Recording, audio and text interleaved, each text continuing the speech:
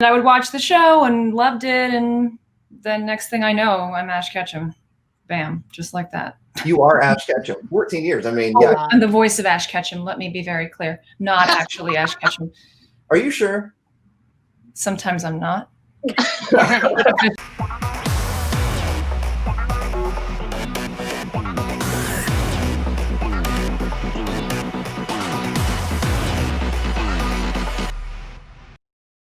How is everybody doing out there? It's going to be an exciting day. Thank you all for taking time out to come and join us. Come and join in some Pokemon fun. I'm RealBreakingNate, but I am not alone here today. I have some amazing, talented people with me that are going to chat for about the next hour. So I hope you have some great questions ready. So let's go ahead. Let's get this ball rolling. Let's jump straight into it. First off, coming onto the virtual stage here at GalaxyCon, we have the voice of Ash Ketchum. She's been doing the voice for 14 years. 14 years, that's so long, absolutely crazy. Everybody welcome the one and only Sarah Natochenny. Hi, everybody. Hey, Sarah, how you doing? Good, how are you, Nate?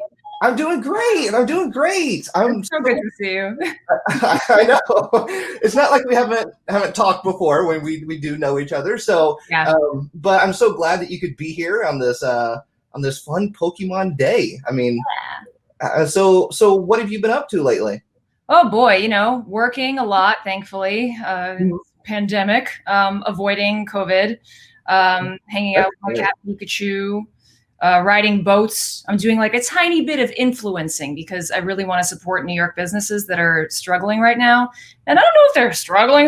They're an amazing business, but I've been a fan of theirs for so long. So I'm riding their boats and posting about it. So you've become an influencer, what you're saying? No, I wouldn't go that far. I'm influencing those things I really, really love and can't help not influence. Okay, that makes sense. Next up, coming to the virtual stage here at GalaxyCon, she does the voice of Eevee, fan favorite Eevee, Nurse Joy, Wobbuffet, one of my personal favorites, and one and only Erica Schroeder. Hey guys, how are you? So happy to be here today. Thanks for being here, and how are you doing? I'm doing well. The kids are downstairs in their PJs watching some anything, any cartoon. It could be Pokemon, who knows? I don't know. Just as long as they're not bothering you, right? Yeah, I got the door locked. So in case they want to invade during our panel. Well, they're more than welcome to if they want to.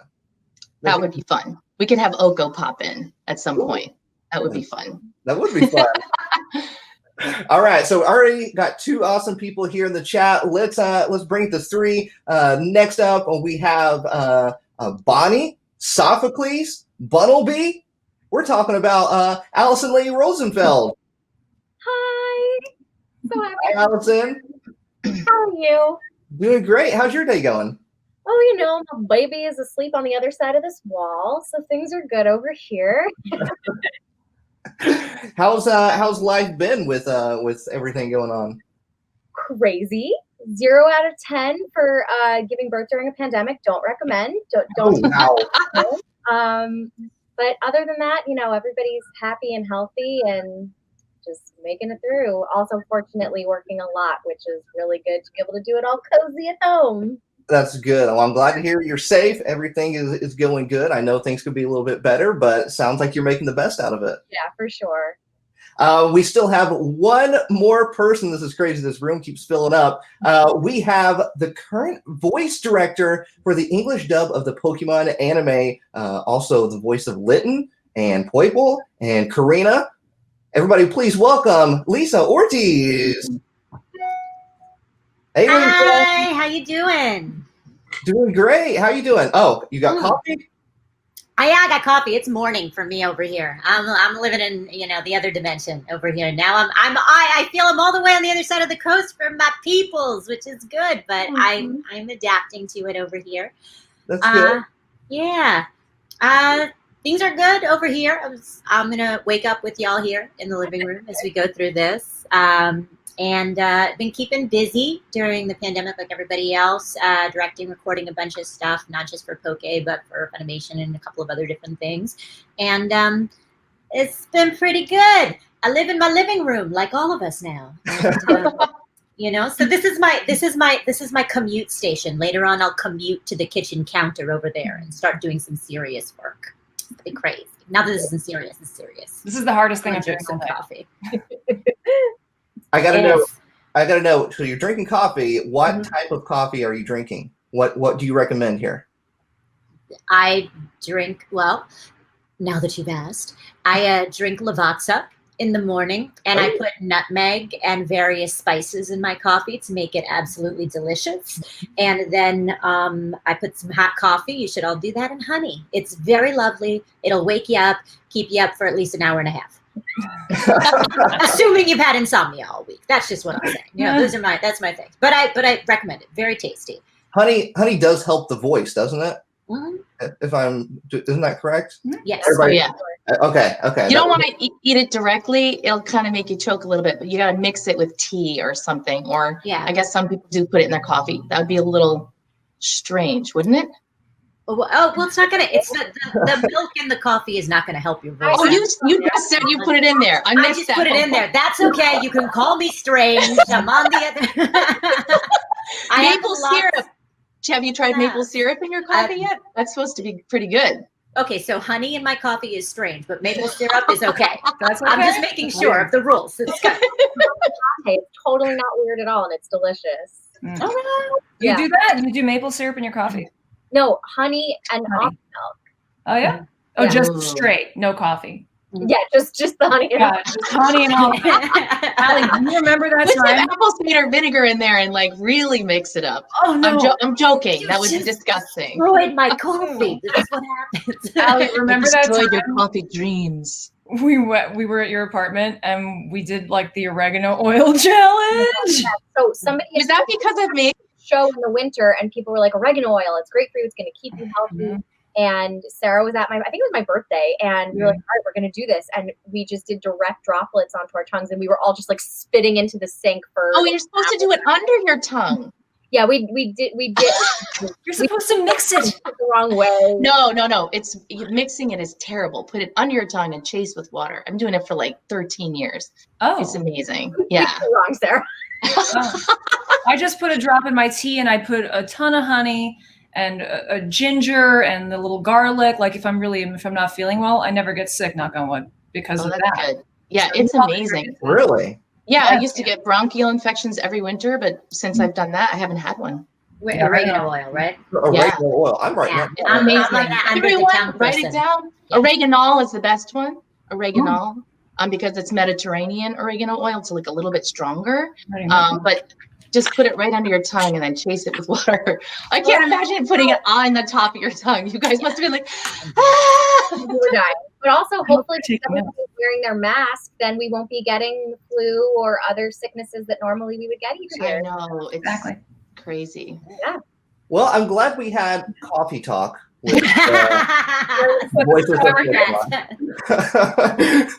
No, it was fun. Guys, it's crazy to think that next year we're going into the 25th anniversary of Pokemon. That isn't. It doesn't seem like it's been 25 years. Is that just me? It seems like it's been shorter than that, but I guess it's been 25 years, right? Look at Allie right now. She's like, Wow. wow. Yeah, I mean, it's weird because, Erica, you've worked on, I know I've worked on it since the beginning, just that I came in the middle of the first season, but at some point, then there was a break and then it came back. There's a bunch of the trainers, those are earlier trainers that had done like Sabrina and Flannery and stuff like that. But I know, I started in season 6 with Nurse Joy taking over for Megan. Gotcha. That was, well, actually, no, I played a bully first, some sort of like one-off bully character whose name escapes me, but was really fun. And then Nurse Joy, but they were both in season 6, I believe. So that's when my Pokemon journey began. It's crazy. I can't, it doesn't feel like it's been that, it feels like it was a long time. I don't remember life without this now. I'm like, I don't. Your entire life is Pokemon now, right? there's worse things out there that could be, but so I'm glad that it's Pokemon. But 25 years, and Sarah, you've been doing the voice of Ash Ketchum for 14 years. Am I correct on that? 14 years now. Mom and a bunch of other characters. Yeah. Yeah, I mean, so it's crazy. Coming in to do the voice of Ash Ketchum, and so that would have been 2006. Yeah. Coming in, so did you realize like what you were getting into, like how big Pokemon was even at that time too? Oh, totally. I was a fan of Pokemon when I was a kid. I was like 11 years old or so when it first came out. So I was that prime age, and I was watching it, and I was begging my parents for Pokemon cards, and they were like, you're getting one pack and that's it. And I would watch the show and loved it. And then next thing I know, I'm Ash Ketchum.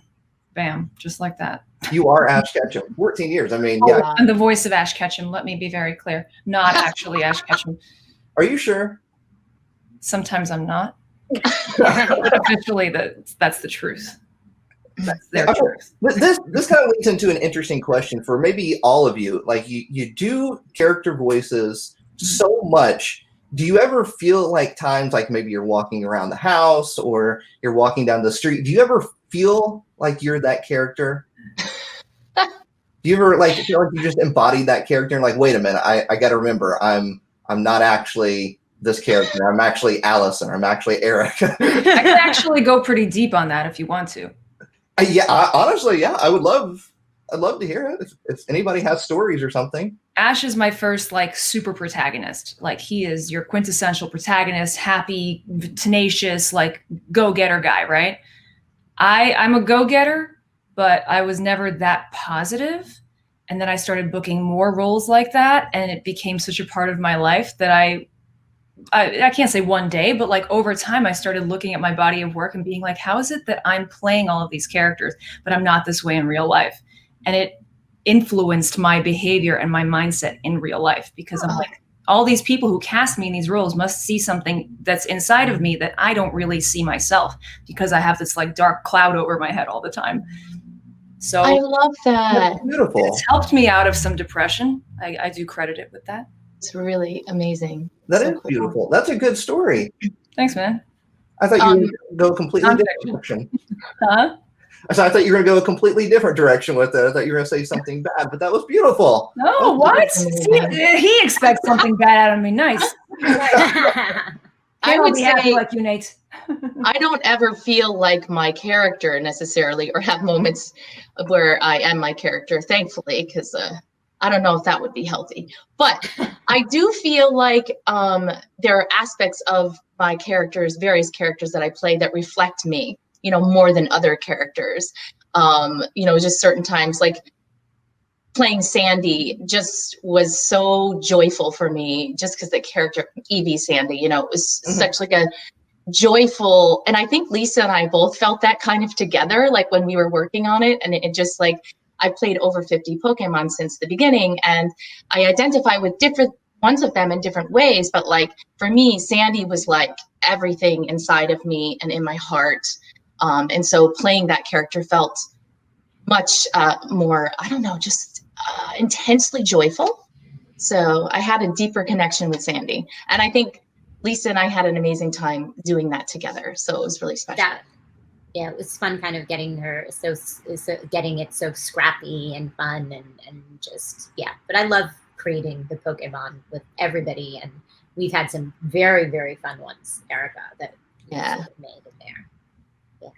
Yeah, similar to Erica, that I think especially with Bonnie, I never like got confused, like, am I this character? But definitely I felt like this kinship with her, like this was like a sister of my own, like we were cut from the same cloth, and like how like sassy and quirky she was, and how much she loved her brother, and what a caretaker she was naturally. Like there were things about her that I really felt connected to, and I think that, I hope it like came across in the performance how real those things felt, that they were able to hopefully come through in the performance.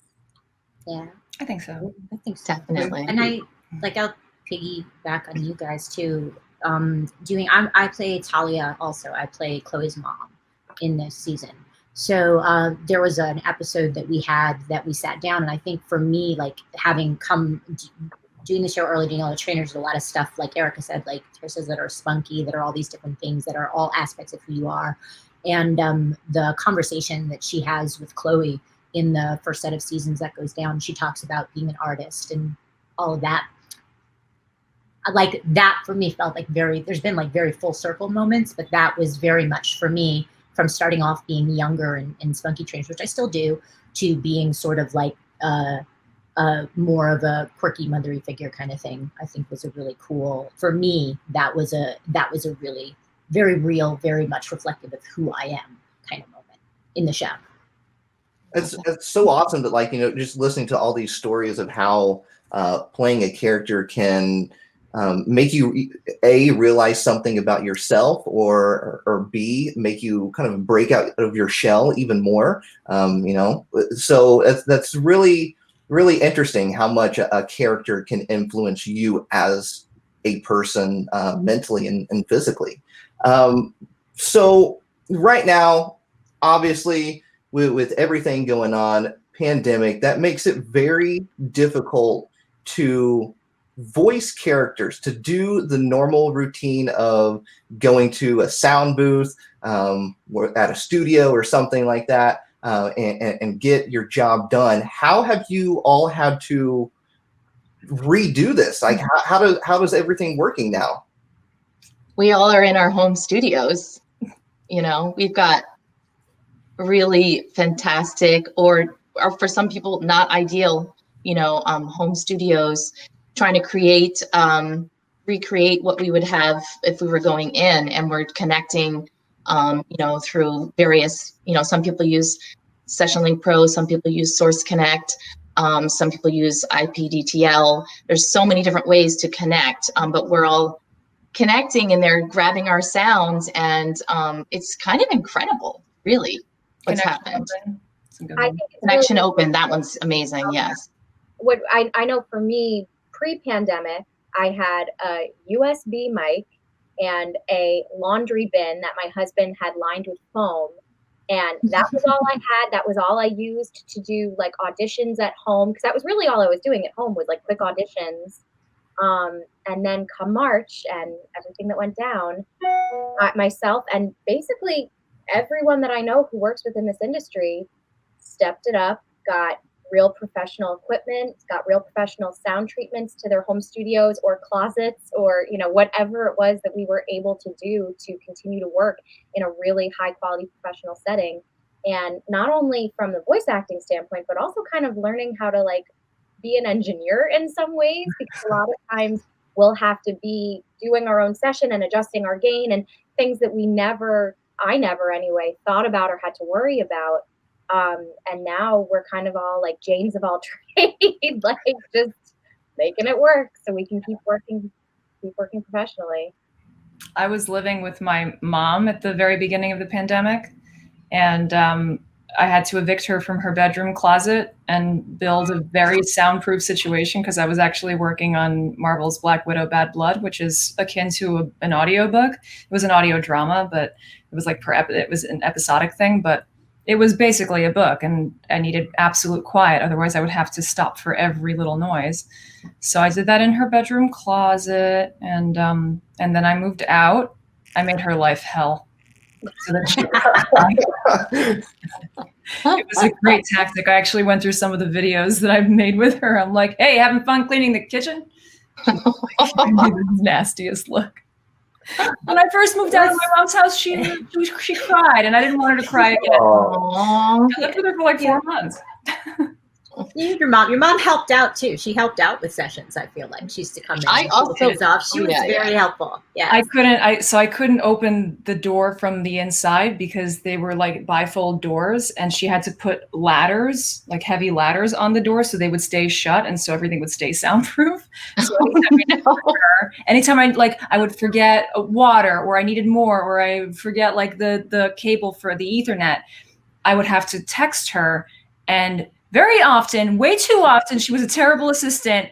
And Come on, Mom did great. She did great. What if I was dying in here? What if I was on fire?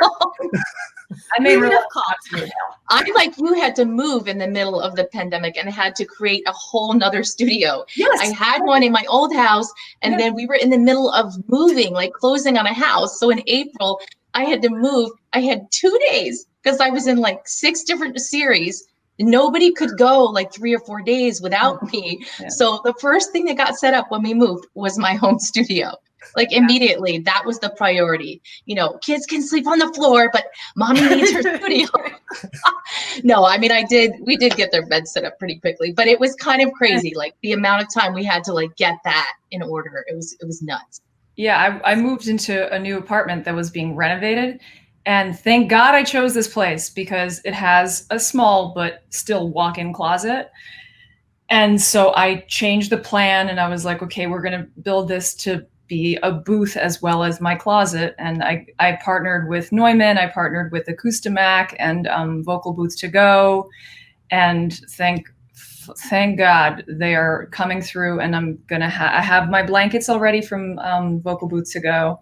And I've been sitting on the floor. I don't even have a chair right now. I don't have my panels yet that I need to like put my mic into a certain spot and so I can stand. So I've recorded this entire all of Pokemon Journeys, either in my mom's very hot death booth or on the floor. Yeah.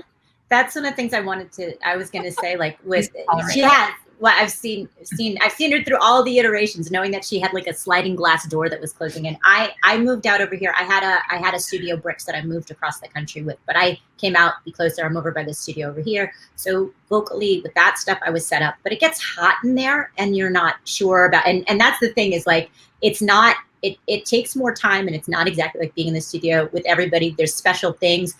We work now, everybody has, we have the engineer, you have the actors over there, you have everybody's pets, everybody's pets. We don't see each other like we do now, but like I've had, cats walk over my keyboard.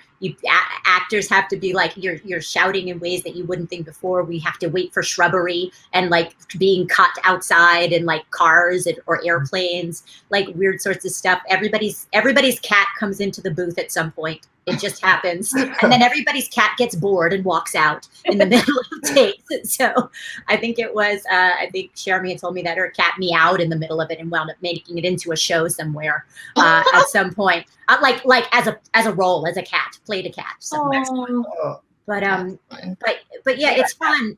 The thing that I miss is I was going back and forth because I was between New York and LA before this happened. I was going out at least once a month or once every other month to work with people because I missed some of the stuff I was doing remote anyway from the studio here and working live and then doing that. But it's weird to not be in the booth we're all used to it at this point, but it's different sort of being in the room and being able to work with people and especially like new people on the show or anything like that. And, personally, like we're all in like virtual land now. That's just the way we live. But I miss, we know each other so well. I know it's crazy.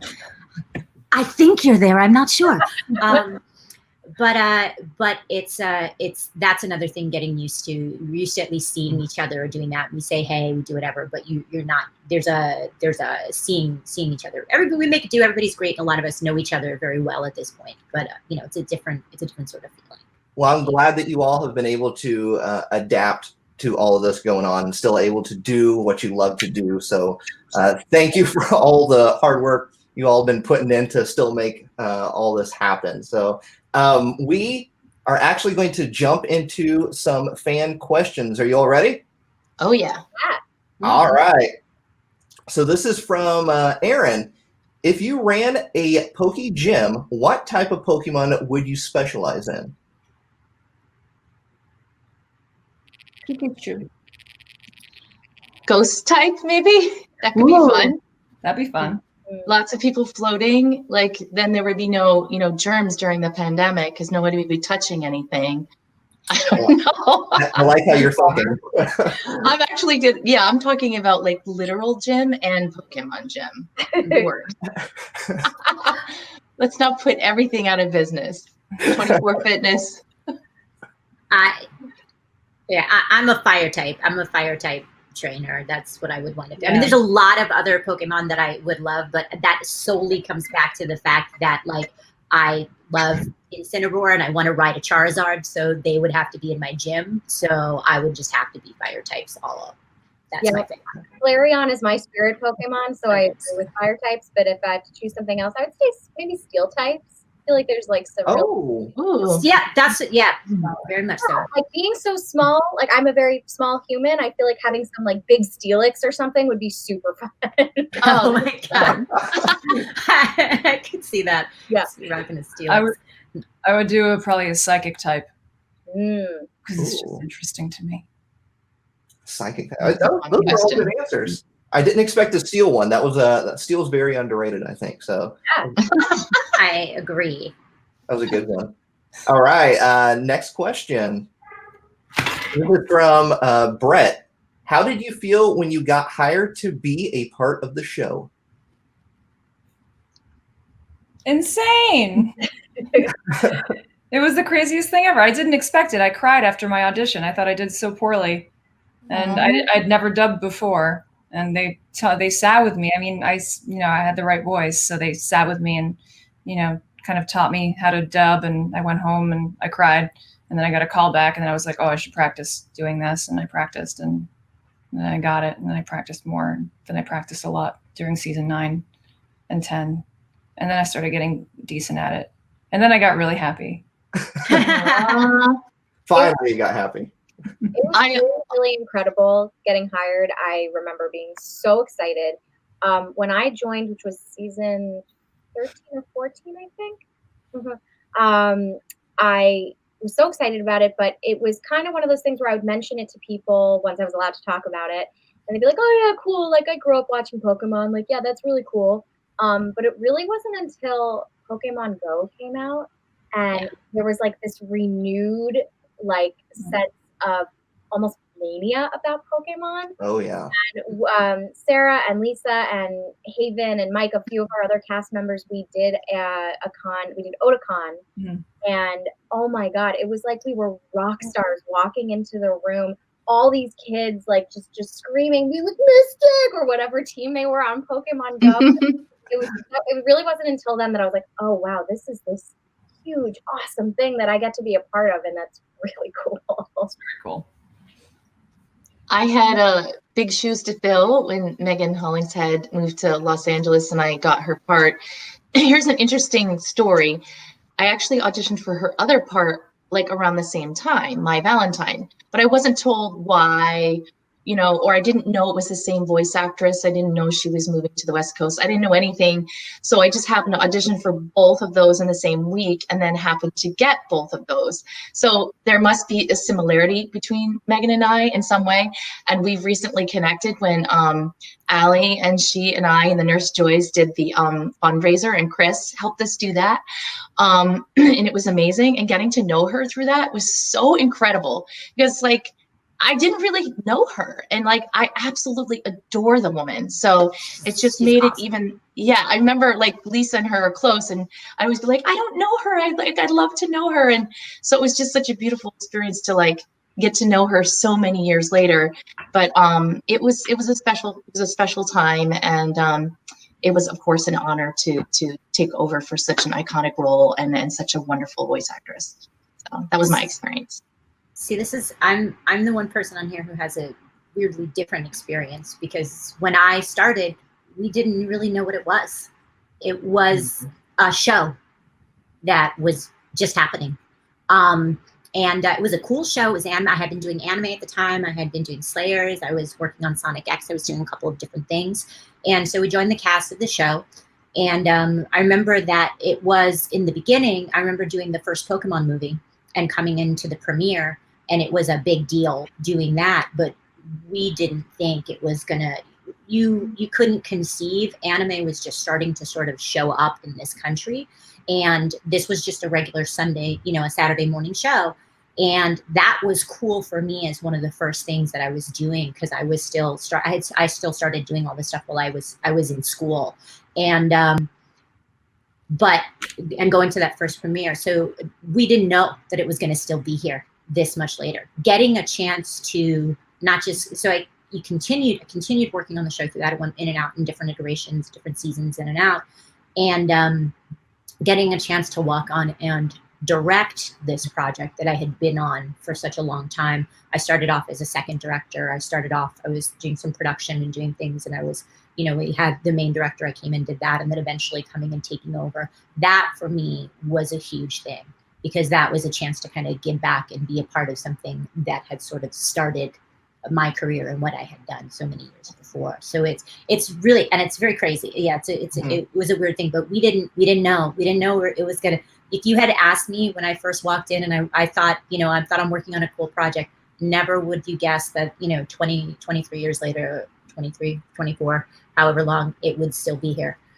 It was crazy. Like as a young kid starting out, it was a weird thing to like step in on. So but I'll second what Ali said. It went crazy again when Pokemon Go came out. And I remember walking out of the studio, and not only were we doing stuff, we had some of the cast members. We had our Professor Kukui went down. People were hanging out at like the soup place, the place that was, like in Seinfeld is like the soup Nazi. He's downstairs from the old studio in New York. Oh, yeah. And there used to be a gang of people over there all the time playing Pokemon Go, trying to get people to come into the gym. And I remember Abe, who plays Kukui, walking past and being like, I just told those kids, hey, guess what? You playing Pokemon Go? I'm Kukui. And they were like, yeah, sure you are. Like, they did not believe him one bit.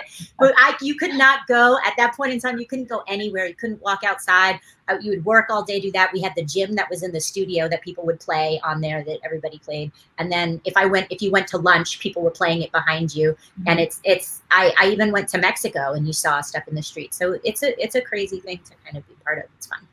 Yeah, I know, and it's just going to keep getting bigger from here on out. I mean, like I said earlier, with the 25th anniversary right around the corner, we're even kind of going through a little bit of a resurgence again of Pokemon, especially with Pokemon cards right now. People are just like, they're getting back into it, and they're like, oh yeah, I totally forgot that Pokemon's still around, and they're going back to their childhood and digging out all their old toys and cards and stuff. And so it's great to see such a strong, lovable brand still be around. We have a guest. We have a guest popping in, guys. What? Ooh, yeah. Rosenfeld, the voice of Go. Hi. Hi, what's going on? Oh my gosh. Congratulations. Should I spill these beans, or do you want to spill them Go yourself? for it. Yeah. Zeno is now not only the voice of Go and a million other things, but he is going to be on Animaniacs. Wait, what is the character called? I put it in the chat. Yeah, so his name is J-Pac Leigh East, the rapper, and he's pretty much an amalgamation of every mainstream rapper we've had within the past however many years. This is like a dream role. Yeah, Makes me so happy. Cool. The interesting thing about that, the cool story around that is, like, I met Jess Harnell at the I Know That Voice premiere. And he told me, he's like, next time I see you, it'll be at a session. And the next time I saw him was at our Animaniac session. So that was pretty cool. Yeah. That's really cool. Awesome. Yeah. Very cool. How long ago was that? That was like in 2019. I still had my dreads. So it was a while ago. Actually, doing J-Pac was, I think, before I was Go. So it's very interesting the way the two things work. Yeah. Yeah, because prelay takes a lot longer. So that makes total sense. Yeah. Oh my gosh. So cool. Congratulations. Yeah, thank you. Congratulations. Yeah, it's been cool being in the wings, like listening to all the cool Pokemon stories. Some I've heard before though. Do you know when your episodes are going to air? They're out. They're out. I'm sorry. Oh my god. Yeah, it's all on Hulu. So episode 7, I think, is like the latter half, because I think they're all like the 11-minute segments. So like the latter half of episode 7 is where you'll find J-Pac. So wait to check it out. Yeah. So cool. So excited. Congratulations. Good to see you. Good to see you all. Good to see you. My Pokemon fam.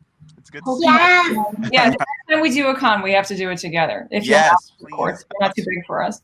Absolutely. But so lovely to see you all.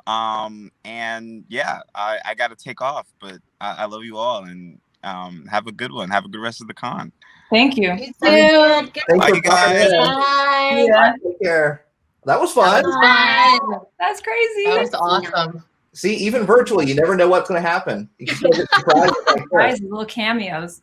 Right? That's awesome. That's awesome. So, Yeah, it's so good. I mean, how do we continue after that? I guess we'll try. I guess.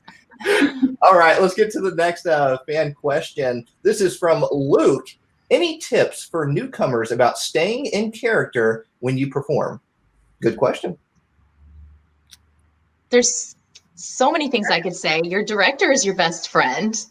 Lisa, in this case, is our best friend. She keeps us, if we are trying out a new character and we're a little bit off vocally, usually we'll know, but sometimes we don't. Sometimes she does because she hears us more. So you always trust and listen to your director. You have references. Your audition reference is always good because you don't have polls usually from the show, but you can always go back to your audition reference. And also memorize the placement and how it feels inside of you. Is it resonating from here? Is it resonating from here? Is there texture? Is there no texture? Is it forward in the mask? So understanding how your voice works and your body works and your diaphragm works, less air, more air, those things can really help keep your voice in place for a particular character. But also sometimes there's an evolution of the character voice. Like the example I love is if you go back and listen to early episodes of The Simpsons, the characters sound super different than what art sounds like, right? And I think that that's true in any situation sometimes when you're developing a character, that you may think it's really, really nasal, but over time that sort of goes away and it becomes more, it can just evolve. And to piggyback off of Erica, it's totally a collaboration between you and the director to figure out where it really sits, where it really lands, and also what's sustainable for your voice, like that's not going to injure yourself, or that you can only do it for 45 minutes and then you're like, well, I'm spent and I can't do anything else for a week because I just screamed for 3 hours and it was harmful to my voice. So yeah, it's a dance, it's a balance, but you eventually find the pocket, and it's easier, I think, in a series because you have more time to really find the character and really dig into where it lands, as opposed to when you're doing a movie where it's just like, oh, I did it once and that was it, and I hope that was what it is.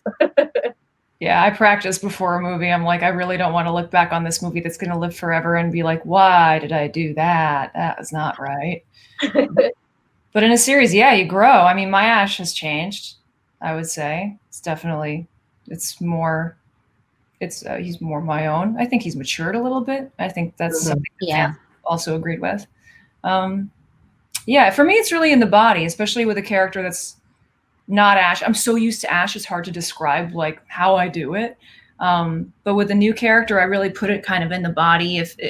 If I see a character and he kind of stands like this, I kind of just stand like that, and everything kind of muscle memory. It all comes back to me, like how I made him sound, So muscle memory, totally. Yeah, I think that's huge. What she's saying, what everybody's talking about, putting it in the body, which people don't like.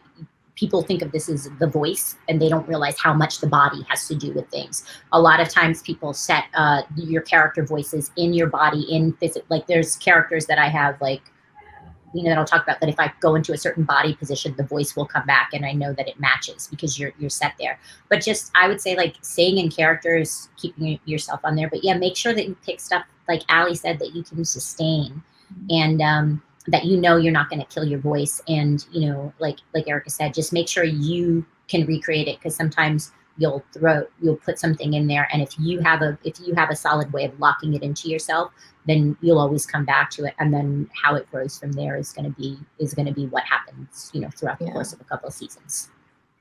Those are all good tips. So you have to be the character, not like you said, not just the voice, but you really have to be the character, the entire body, just get into it. And the facial expression, the eyebrows, what are your eyebrows doing? You don't realize it until you look in a mirror sometimes, and you're like, when I'm an old lady, I have this kind of voice, I can't do the voice without the facial expression. It's impossible almost. I mean, you're transforming, we all are experts at transformation, you know, and doing our close to home characters too. It's like tapping into yourself a little bit more. So. Guys, there's one more special guest appearance. Is it okay if he makes? Yes. Did he just? Cameo? Hey, honey.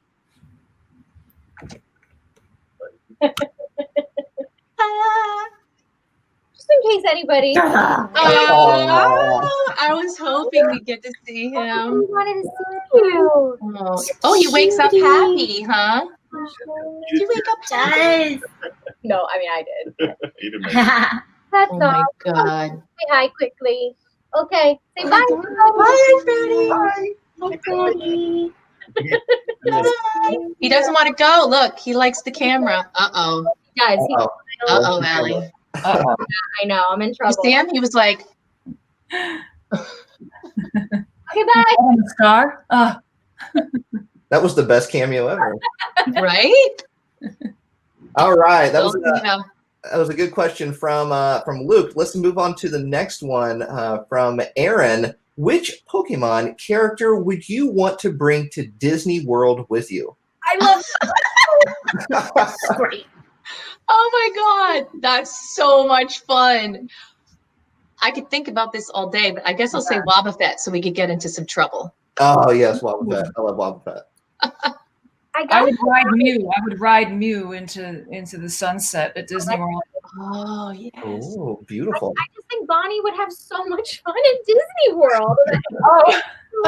A human counts. Oh, okay. Right? Or does it have to be a I mean, I can say Oh, it does say character. Yes, Yes. character. You can. Yeah. Well then, Yeah.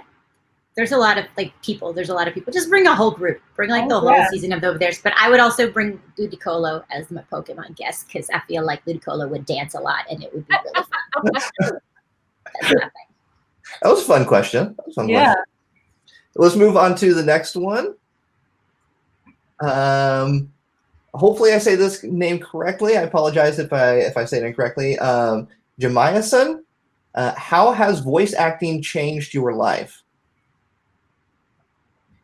It's kept me acting, which is awesome because it's all I've ever wanted to do. I mean, especially in this pandemic. I mean, now there are some things that are filming, but theater is done for the foreseeable future. And I know Erica has a background in theater as well. Lisa, all of us actually have a background in theater as well. And I feel extremely fortunate that I've been able to not only keep working, but keep acting through all of this. So, you know, it changed my life in that I was able to make a living as an actor. And now I feel that even more so, how fortunate I feel to be able to sustain a living as an actor during this time when so many people are not as fortunate to have that position. We're very What Allie said. Yeah. Yeah. And I feel for the theater community so bad right now. Yeah. I feel for my friends who were in their Broadway shows and they ended or were about to start a Broadway show and it never got to fruition. That's really painful. But no, I'll just say what Allie said sounds good. There's so many ways that voice acting changed my life, but those are really, really good points. And this kind of stuff, it's given us access to so many wonderful people and let us actually, I don't want to say influence, but like inspire a lot of people. I get so many beautiful fan messages like that I've inspired people to get into acting and to get into voice acting and to go for the gold, you know, especially with the character that I play. And I very much agree with that message to be the best, the very best. And I say that as often as that, like no one ever does. Aim for the stars, man. Nice thing. Well, you know, it's given me a reason to talk to young people like that and hopefully inspire them, you know, lift them out of whatever depression they have. That's been a real beautiful thing. Yeah. And I think, and I think also voice acting more than anything else gives you a chance to play and do roles that you might not normally have been able to do just when you show up. So you get a chance to play different types of things, different types of age, different types of people, and getting the chance not to just do that, but for me also giving other people the opportunity to do that has been a huge thing. Yeah, you get to give presents out like all the time. You're like, like the beautiful, beautiful young Santa Claus, the beautiful Santa Claus's daughter. And you get to give out the gifts. I like that. Granddaughter. Santa's daughter. I don't know why. Oh, yes, Santa baby.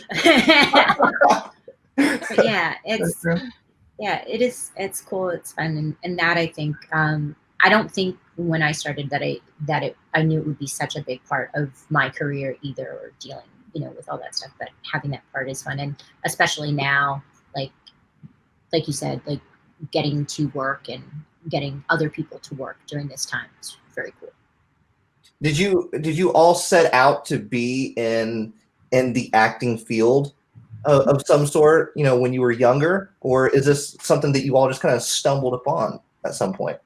My parents say I came out of the womb singing, so it was never a question for me, to the point that I look back now and I'm like, I probably should have had a plan B, but I didn't. No, I'm the same as Allie. Just came out. My parents said I came out of the womb dancing.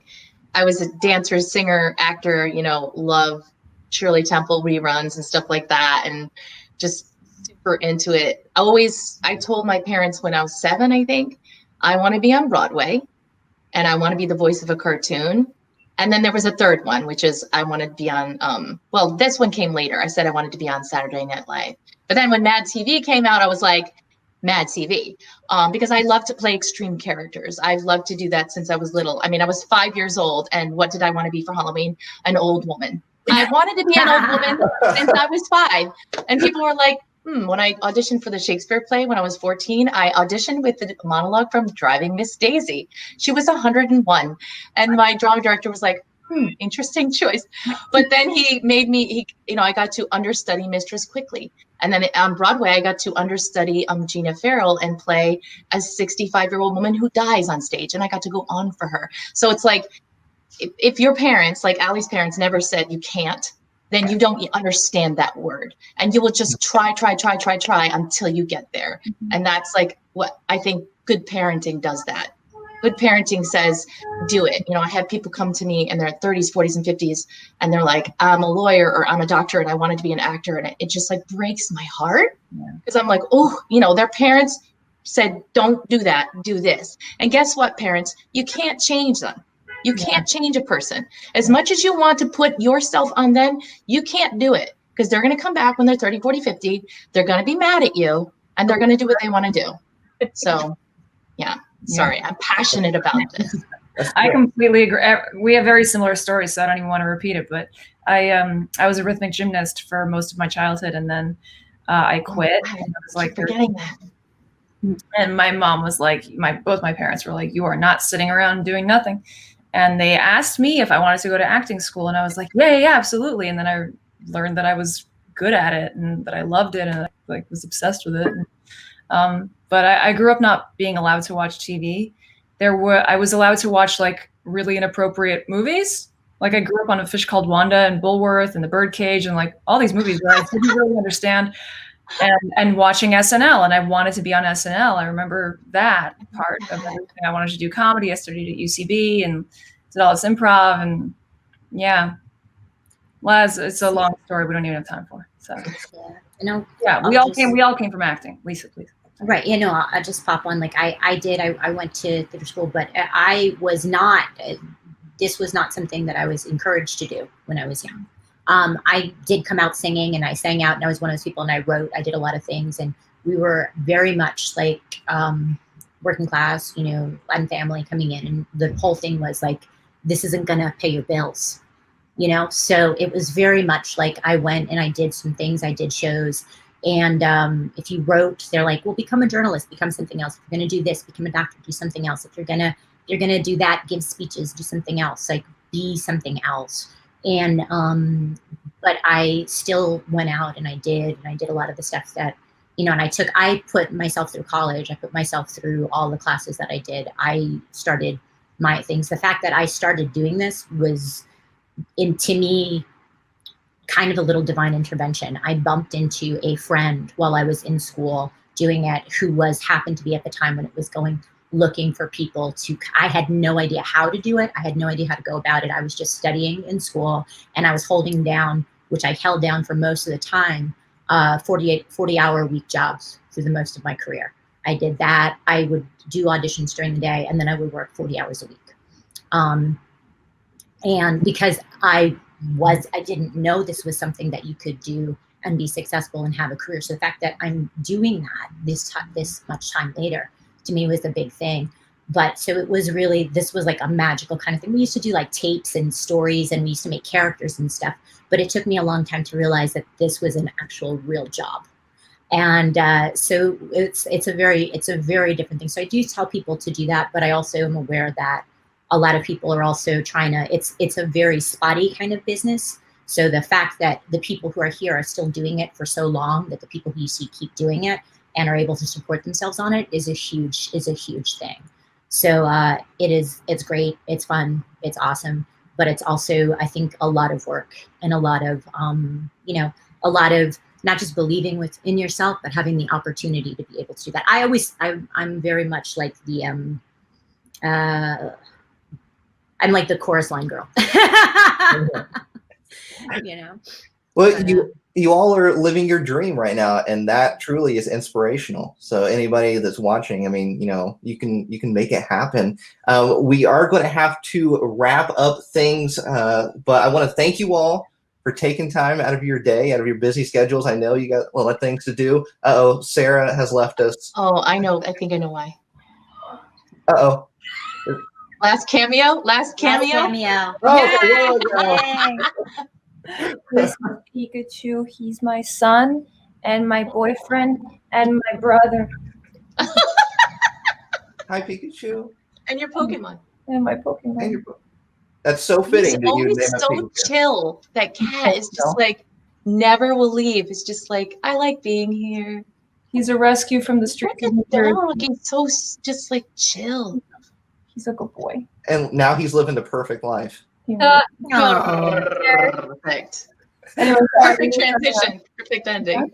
We're done. Okay, bye. Once again, I want to thank you all for being here. Would you all like to plug your social media so everybody can go out there and follow you and stay up to date on everything that you're doing?